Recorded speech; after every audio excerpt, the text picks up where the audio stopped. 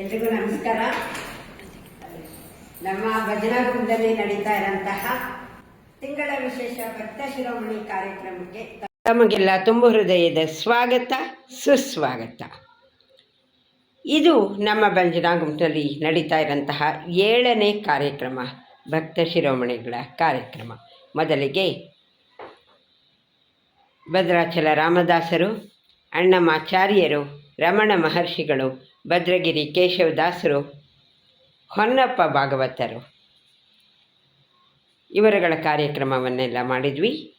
ಇಂದು ನಾವು ಗೋಸ್ವಾಮಿ ತುಳಸಿದಾಸರ ರಚನೆಯ ಹಾಡುಗಳನ್ನು ಹಾಡ್ತಾ ಇದ್ದೀವಿ.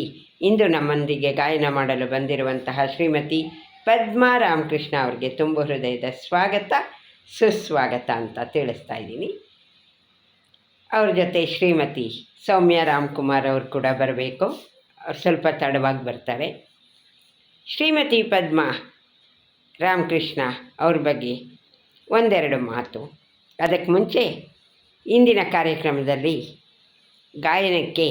ಗಾಯನಕ್ಕೆ ವಾದ್ಯಗೋಷ್ಠಿಯನ್ನು ನುಡಿಸಲು ಬಂದಿರುವಂತಹ ಕೀಬೋರ್ಡ್ ವಾದಕರಾದಂತಹ ಶ್ರೀಯುತ ಸುಬ್ರಹ್ಮಣ್ಯ ಜೋಯಿಸ್ ಅವ್ರಿಗೂ ಸ್ವಾಗತ ಮಾಡೋಣ.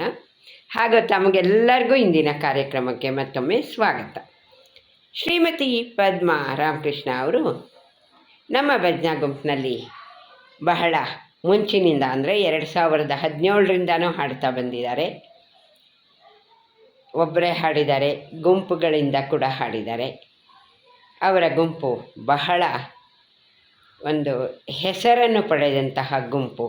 ಅವರ ಗುರುಗಳು ಶ್ರೀಮತಿ ವಿದುಷಿ ರುಕ್ಮಿಣಿ ರಘುನಾಥ್ ಅವರು. ಅವ್ರಿಗೊಂದ್ಸಲಿ ನಮಸ್ಕಾರ ತಿಳಿಸೋಣ. ಪದ್ಮಾ ರಾಮಕೃಷ್ಣ ಅವರು ನಮ್ಮ ಪುರಂದರ ಪುಣ್ಯ ದಿನ ಕಾರ್ಯಕ್ರಮದಲ್ಲಿ ಕೂಡ ಮುಖ್ಯ ಗಾಯಕಿಯಾಗಿ ಹಾಡಲು ಬರ್ತಾರೆ. ಅವ್ರದ್ದೇ ಮೇಲುಸ್ತುವಾರಿ. ಅವ್ರಿಗೆ ಒಂದು ದೊಡ್ಡ ಚಪ್ಪಾಳೆ ಬರಲಿ. ಅವರನ್ನು ಮತ್ತೊಮ್ಮೆ ಸ್ವಾಗತಿಸೋಣ.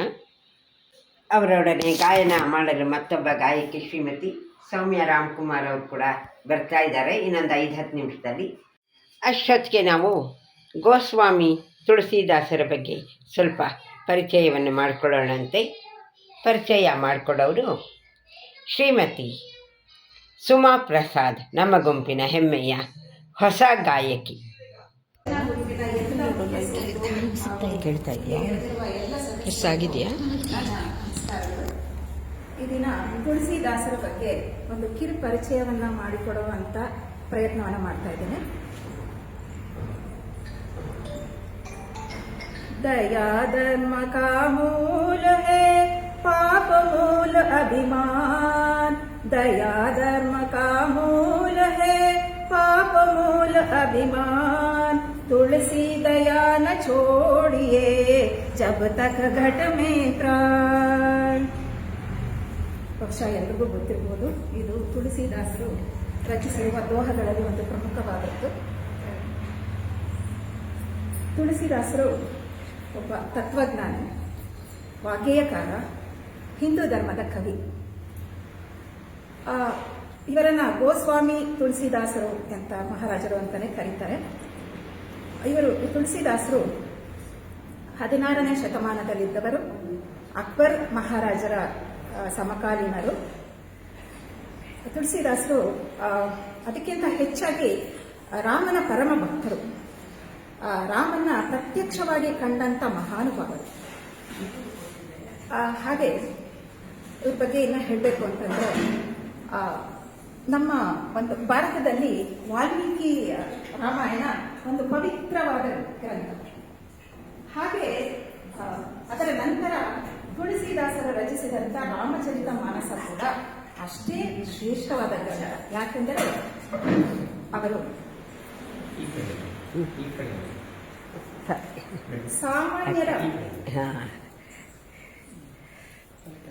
ಸಾಮಾನ್ಯ ಜನರಿಗೆ ಅರ್ಥವಾಗುವ ಭಾಷೆಯಲ್ಲಿ ಅವರು ರಾಮಾಯಣವನ್ನು ಬರ್ತಾರೆ.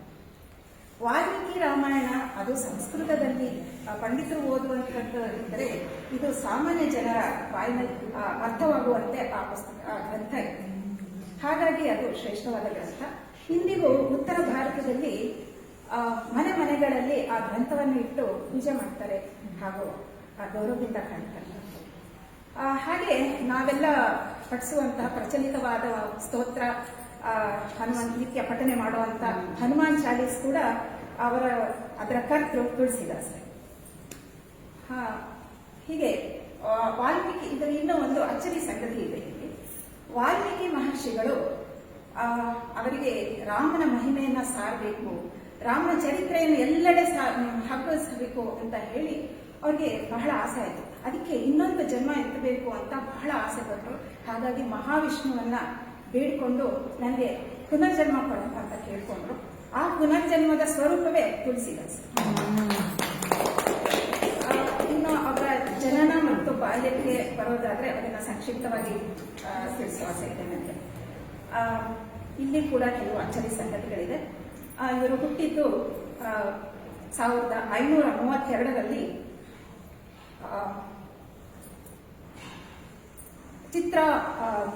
ಚಿತ್ರಕೂಟ ಎಂಬ ಜಿಲ್ಲೆಯಲ್ಲಿ ಅವರು ಒಂದು ಗ್ರಾಮದಲ್ಲಿ ಅವರು ಜನಿಸಿದ್ರು. ರಾಜಾಪುರ ಎಂಬ ಗ್ರಾಮದಲ್ಲಿ ಅವರು ಜನಿಸಿದ್ರು. ಅವರ ತಂದೆ ಆತ್ಮರಾಮ ದುಡ್ಡೆ, ತಾಯಿ ತುಳಸಿದೇವಿ. ಹೀಗೆ ಅವರು ಜನಿಸಿದಾಗ ಸಾಮಾನ್ಯವಾಗಿ ನಾವು ಪ್ರಕೃತಿಯ ನಿಯಮದ ಪ್ರಕಾರ ತಾಯಿಯ ಗರ್ಭದಲ್ಲಿ 9 ತಿಂಗಳು ಶಿಶು ಇರುತ್ತೆ ಅಂತ ಗೊತ್ತು. ಆದರೆ ಇವಳು ತಾಯಿಯ ಗರ್ಭದಲ್ಲಿ 12 ತಿಂಗಳು ಇದ್ದಂತೆ. ಹಾಗೆ ಹುಟ್ಟಿದಾಗ ಇವರಿಗೆ 32 ದಂತಗಳಿರ್ತವೆ. ಹುಟ್ಟಿದಾಗ ಈ ಮಗು ಅಳಲೇ ಇಲ್ಲ. ತಕ್ಷಣ ಕೂಡಲೇ ಅದು ರಾಮ ರಾಮ ಎನ್ನೋ ಒಂದು ಪದವನ್ನು ಉಚ್ಚಾರಣೆ ಮಾಡ್ತಂತೆ. ಇದರಿಂದ ಎಲ್ಲರಿಗೂ ಸಂತೋಷ ಕೊಡ್ತು. ಹಾಗಾಗಿ ಇದನ್ನ ರಾಮ್ ಬೋಲ ಅಂತ ಕೂಡ ಕರೆಯಕ್ಕೆ ಶುರು ಮಾಡಿತು. ಹೀಗೆ ಆದರೆ ದುರಾದೃಷ್ಟವಶ ಅವರ ತಂದೆ ತಾಯಿಗಳು ಇವರು ಹುಟ್ಟಿದ ಕೆಲವೇ ದಿನಗಳಲ್ಲಿ ಅಸುನೀಗರು. ಇವ್ರನ್ನ ಒಂದು ದಾರಿಯ ಸಂರಕ್ಷಣೆಯಲ್ಲಿ ಅವರು ಬೆಳೆದ್ರು. ಅದು ಕೆಲವೇ ದಿನಗಳು. ಆ ನಂತರ ಅವರಿಗೆ ಬಹಳ ಕಷ್ಟಪಟ್ಟು ಬಾಲ್ಯದಲ್ಲಿ ಅತಿಯಾದ ಕಷ್ಟ ಅವಮಾನಗಳನ್ನ ಸಹಿಸಿದ್ರು. ತಿನ್ನೋಕೆ ಅನ್ನವಿಲ್ಲದೆ ಅವರು ಹೊರಗಾಡಿ ಭಿಕ್ಷೆಯನ್ನು ಬೇಡೋ ಸ್ಥಿತಿ ಕೂಡ ಅವರಿಗೆ ಬಂತು. ಆ ಸಮಯದಲ್ಲಿ ಅವರಿಗೆ ಗುರುಗಳು ನರಹರಿದಾಸರು ಅವರ ಗುರುಗಳ ಪರಿಚಯ ಆಯಿತು. ಅವರು ಈ ಬಾಲಕನಿಗೆ ರಾಮ ಮಂತ್ರವನ್ನ ದೀಕ್ಷೆಯನ್ನಾಗಿ ಕೊಟ್ಟರು. ಆನಂತರ ಇವರನ್ನ ತುಳಸಿದಾಸ ಅಂತ ಕರೆಯಕ್ಕೆ ಶುರು ಮಾಡಿದರು. ಈ ಬಾಲಕ 15-16 ವರ್ಷದ ವಯಸ್ಸಿನವನಿದ್ದಾಗ ಅವರು ಕಾಶಿ ಕ್ಷೇತ್ರಕ್ಕೆ ಕರ್ಕೊಂಡು ಹೋಗ್ತಾರೆ. ಯಾಕೆ ಅಂದರೆ ಉನ್ನತ ಶಿಕ್ಷಣ ವಿದ್ಯಾಭ್ಯಾಸ. ಅಲ್ಲಿ ಕೇಶ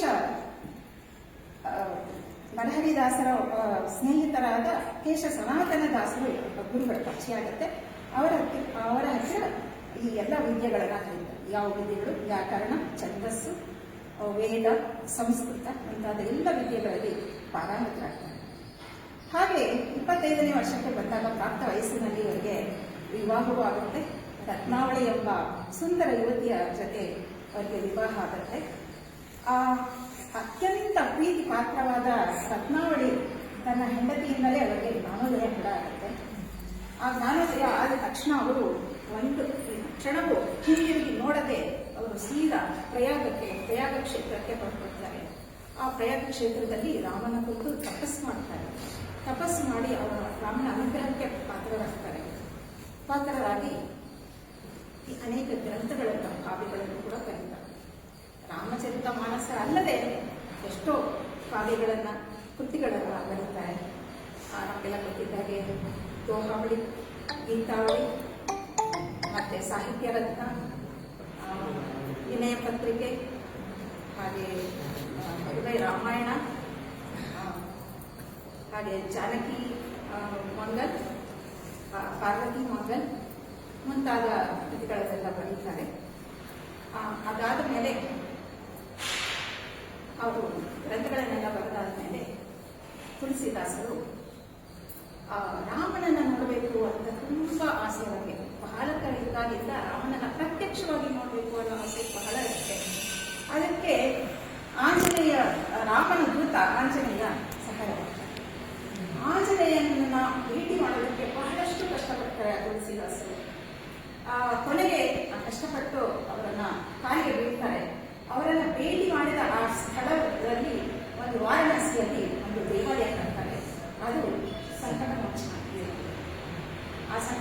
ದೇವಾಲಯ ಒಂದ್ ಕಡೆ ನೆಮ್ಮದಿಗಾನೆ ಕಟ್ಟಿಸಿದ್ರು.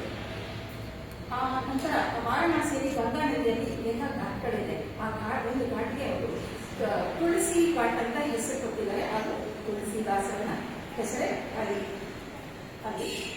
ಇದೆ. ತುಳಸಿದಾಸರು ಹೀಗೆ ಎಲ್ಲ ಕಡೆಯಲ್ಲೂ ರಾಮನ ಉಪನ್ಯಾಸ ಮಾಡಿ, ರಾಮನ ಕೀರ್ತನೆಯನ್ನ ಮಾಡಿ, ಅವನ ರಾಮನ ಚರಿತ್ರೆಯನ್ನೆಲ್ಲ ಹೊಗಳಿಕೊಂಡು ಹಾಡಿ ಹೊಗಳಿ ಅವರ ಜೀವನ ಸಾಗಿಸ್ತಾರೆ. ಹಾಗೆ ಅವರು ಇಷ್ಟೇ ಮಾಡದಂತೆ ಜನರ ಸಂಕಷ್ಟಗಳನ್ನೆಲ್ಲ ಅವರು ಕೇಳಿ ಅನೇಕ ಪವಾಡಗಳನ್ನ ಮಾಡಿ ಅದನ್ನ ಪರಿಹರಿಸ್ತಾ ಇದ್ರು. ಅವರ ನೋವು ಸಂಕಟಗಳನ್ನ ಸ್ಪಂದಿಸಿದ್ರು, ಎಲ್ಲರ ಕಷ್ಟಗಳನ್ನ ಪರಿಹರಿಸಿದ್ರು. ಹೀಗೆ 1623ರಲ್ಲಿ ಅವರು ವಾರಣಾಸಿಯಲ್ಲಿ ದೈವಾಧೀನರಾದರು. ನಾವು ಪ್ರತಿ ವರ್ಷ ಶ್ರಾವಣ ಮಾಸದ ಶುಕ್ಲ ಪಕ್ಷದ ಸಪ್ತಮಿಯ ದಿನದಂದು ತುಳಸಿ ದಾಸರ ಜಯಂತಿಯನ್ನು ನಾವು ಮಾಡ್ತೀವಿ. ಇಂಥ ಒಂದು ಮಹಾನುಭಾವರ ಪರಿಚಯವನ್ನು ಮಾಡಿಕೊಡೋದಕ್ಕೆ ನನಗೆ ಅವಕಾಶ ಮಾಡಿಕೊಟ್ಟಂತಹ ಭಜನಾ ಮಂಡಳಿಯ ಭಜನಾ ಗುಂಪಿನ ಮುಖ್ಯಸ್ಥರಿಗೆ ನನ್ನ ಪೂರ್ವಕ ಧನ್ಯವಾದಗಳನ್ನ ಹೇಳ್ತೀನಿ. ಹಾಗೆ ನನ್ನ ಪ್ರೋತ್ಸಾಹಿಸಿದ ಕಲ್ಪನಾ ಮೇಡಮ್ ಕೂಡ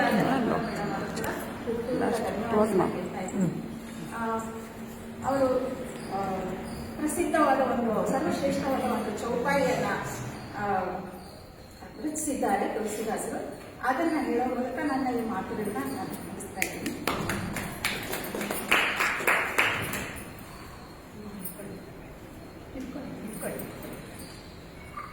ಮಂಗಳ ಭವನ ಮಂಗಳ ಹಾರಿ, ಮಂಗಳ ಭವನ ಮಂಗಳ ಹಾರಿ, ಪ್ರಭು ಸದಶರಥ ಅಜಿರ ಬಿಹಾರಿ, ರಾಮ ಸಿಯ ರಾಮ ಸಿಯ ರಾಮ ಜಯ ಜಯ ರಾಮ ಸಿಯ ರಾಮ ಸಿಯ ರಾಮ ಜಯ ಜಯ ರಾಮ. ಜಯ ಶ್ರೀರಾಮ್. ಸಂತ ಗೋಸ್ವಾಮಿ ತುಳಸಿದಾಸರ ಬಗ್ಗೆ ಬಹಳ ಚೆನ್ನಾಗಿ ಎಷ್ಟೋ ವಿಷಯ ನಮಗೆ ಗೊತ್ತಿರಲ್ಲ, ಅದನ್ನೆಲ್ಲ ತಿಳಿಸಿದಂಥ ಶ್ರೀಮತಿ ಸುಮಾ ಪ್ರಸಾದ್ ಅವರಿಗೆ ಧನ್ಯವಾದಗಳು. ನಮ್ಮ ಗುಂಪಿನ ನಿರ್ವಾಹಕಿ ಮೊದಲ ಬಾರಿಗೆ ಬಂದಿದ್ದಾರೆ ದಾವಣಗೆರೆಯಲ್ಲಿರುವ ಗೌರಿ ಬಾಯಿ ಅವರಿಗೆ ಪುಟ್ಟ ಗೌರವ.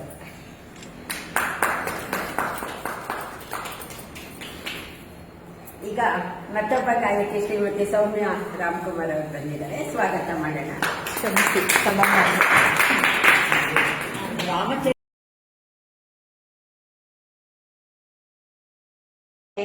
ಸಾಯಿಬಾಬಾ ದೇವಸ್ಥಾನ ಇದೆಯಲ್ಲ, ಮುಂಚೆ ದೇವಸ್ಥಾನದಲ್ಲಿ ತುಂಬಾ ಸಂತೋಷ ಆಗುತ್ತೆ. ಎಲ್ಲ ಮೇಡಮ್ ಜೊತೆ ಎಲ್ಲರೂ ಬಂದಾಡಿದ್ರು. ಆಮೇಲೆ ಅವ್ರಿಗಿಂತ ಮುಂಚೆ ಗುರುಪೌರ್ಣಮಿಗೆ ನಮ್ಮ ಗೀತಾಮಣಿ ಅವ್ರ ಗುಂಪಿನವರು ಕೂಡ ಬಂದಾಡಿದ್ರು ದೇವಸ್ಥಾನದಲ್ಲಿ. ಅದು ಒಂದು ಸಂತೋಷದ ವಿಷಯ ಹಂಚ್ಕೊಂಡು ಇನ್ನು ಕಾರ್ಯಕ್ರಮ ಆರಂಭ